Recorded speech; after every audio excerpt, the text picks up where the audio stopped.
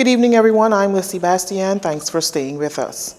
Dorian's full impact on the budget not yet known, but first quarter results of the 2019-2020 fiscal year reflect a steeper than usual fall off in customs revenue between August and September, and this largely attributed to the exigency order in the aftermath of the storm that allowed for duty concessions on certain items.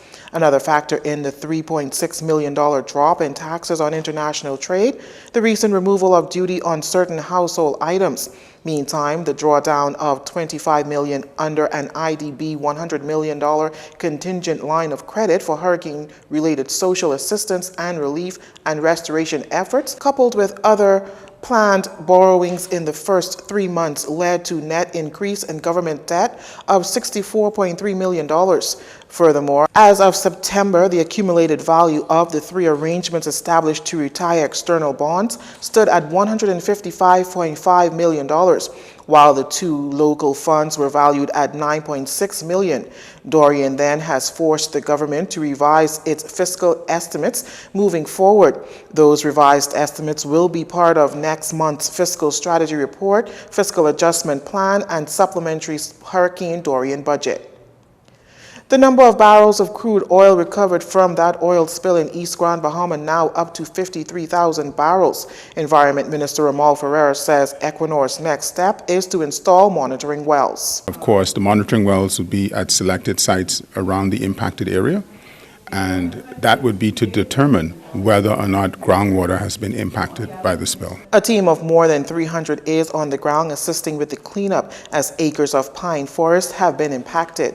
Essentially, the cleanup is using a vacuum truck to retrieve liquid product that's on the ground that's collected in pools, and also sorbent materials. And just think of that as like a sponge to go and also clean up.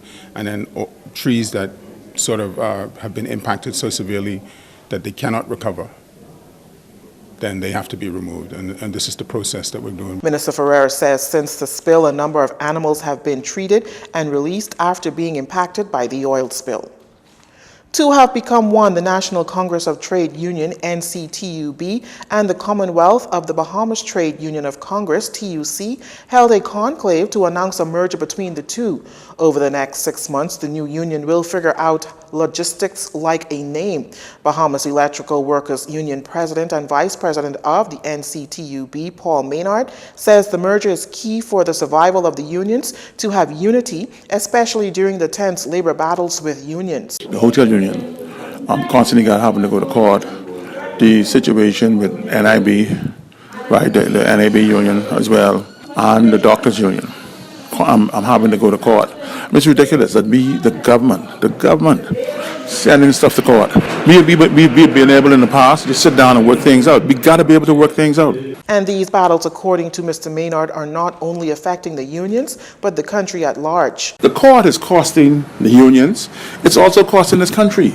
You know, the government is hiring a high-priced lawyer to go to court for them. I mean, that's ridiculous. I mean, you know, you're wasting the country's funds that needs to go elsewhere when you could sit down with the unions and work the situation out.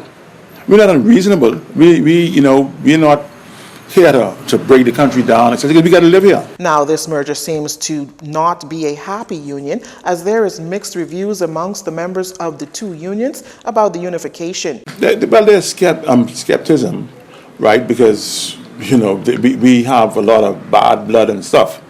We are realists. There's a lot of bad blood and feelings get involved. But for the survival of the labor movement in this country, we have no other choice. Another way the union is ensuring its future is by working to get young people to become more involved. You're watching JCN News. Stay with us. This segment of the news was brought to you by Alive.